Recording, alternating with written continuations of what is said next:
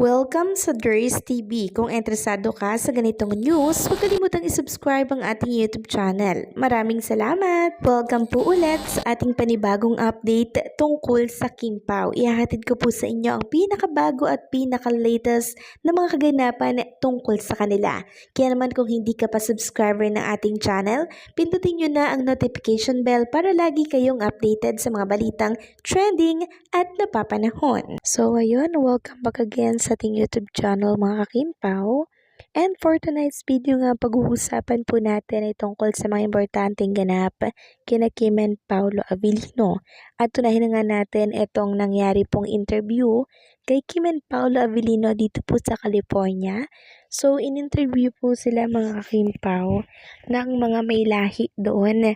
And nakita nga natin yung ilan sa mga ganap sa interview na yan mga kakimpaw. And talagang hindi ko po nakaligtaang mapansin etong ginawa pong pag-touch ni Paolo Avellino sa bandang balikat po ni Chinita Princess. And ito po yung komento ng nag-post na to sa EXO. Kanina pa to pero ngayon ko lang pinost. Sorry naman. Kinikilig kasi ako. Siya yung the moves pero siya yung kinilig. Ewan sa'yo, Paolo. Di ka namin kaya ipagtanggol. Sabi mo pa nung media con, di mo alam kung paano yung kilig sa inyong mga lalaki. So grabe, 'di ba? Automatic na po yung pag-touch ni Paolo Avellino kay Chinita Princess kahit na hindi siya scripted. Talagang hindi may iwasan na i-touch, hipuin, kilitiin, 'di ba? Si Chinita Princess parang napaka-natural na lang nila na ginagawa ito mga kakimpaw.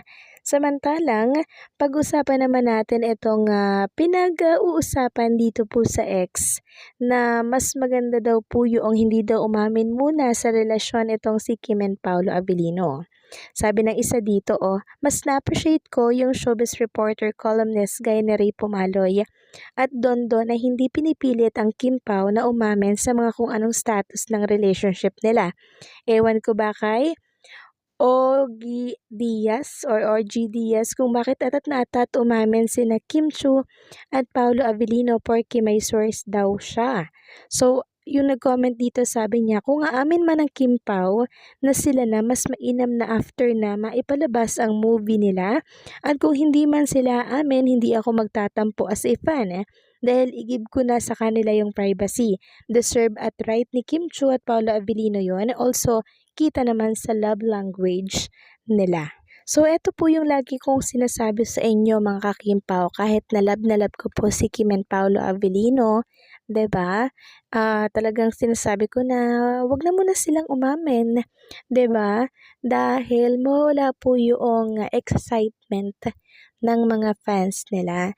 And sinasabi ko din nga, 'di ba, kahit na gustong-gusto po ng mga fan na magpakasal nila na silang dalawa, sabi ko, wag na muna kasi grabe pa ang ganda ng showbiz career nila ngayon.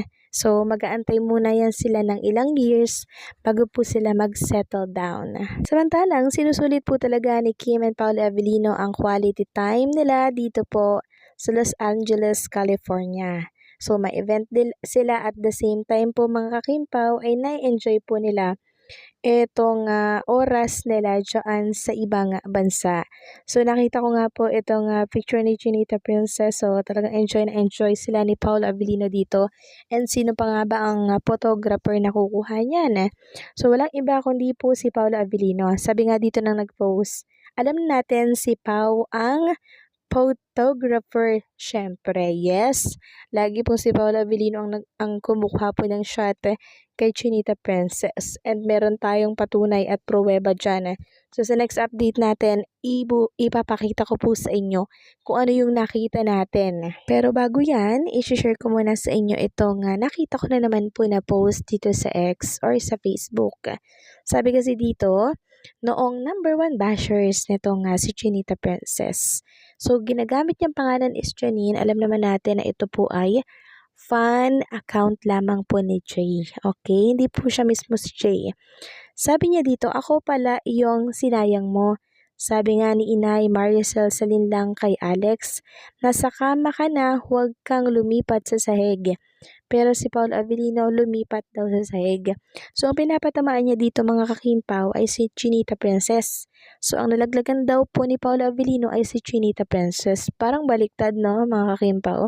So ito yung komento ng mga Kimpaw fans. Baka nairita sa kama, baka may higad kaya gumulong at bumagsak sa malaperlas na sahig. Ayon, nasalutuloy ni Kim Chinita Princess Idol, gets mo? Sabi pa ng isa, baliktad ata, sinabi niya. Nasa sahig si Pao noon, ngayon nasa kama niya. Siya walang panghinayang si Pao kasi mas maganda pinalit at sexy kaysa sa kanya, kaawa ka. Naghahabol sa lalaki sobrang yabang kung sabihin sa'yo na ito lang naman ang pinalit ko sa'yo, higit sa'yo. Komento pa po ng isa, kahit anong kama pa yan kung ayaw sa'yo, dedma ka lang. Ayaw kay Nuno kasi hindi naman siya ang minamanifest ni Pao for 14 years. Si Kim ang minahal ni Pao kahit anong sabihin ng mga kampo ni Nuno, game over na, mababaliw kayo sa katotohanan. So grabe mga real talk ang Kim Foundation, ano? Talagang tagos sa bone marrow, hika nga po nila. So, maging ako mga kakimpaw, against din po ako sa nabasa kong ito tungkol kay Chinita Princess at kay Paolo Avellino. Dahil alam niyo po, nang nakatambal ni Paolo Avellino si Chinita Princess, mas lalo pong nag-boom yung career ni Paolo. At alam niyo po, kung hindi sila pinagtambal ni Chinita Princess, wala tayong kabababaliwan ngayon na Kimpaw, tambalang Kimpaw na kung saan talaga naman pong sobra-sobra yung ginagawa nilang pagpapasaya po sa ating lahat.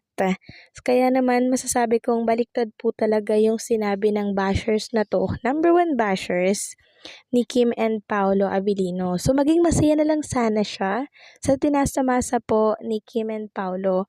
Huwag siyang maging bitter. Tanggapin niya na lamang sana yung katotohanan na mas lalong napaganda ng kay Chinita Princess pumagsak etong si Paolo Avellino. Dahil for 14 years, si Kim Chiu po ang minamanifest ni Paolo Avellino. At alam niyo ba po, sinabi po ni Paolo Avellino na hindi po nakakasawang katrabaho si Chinita Princess. Gusto niya pa daw po makatrabaho si Chinita at gumawa sila ng mas maraming project.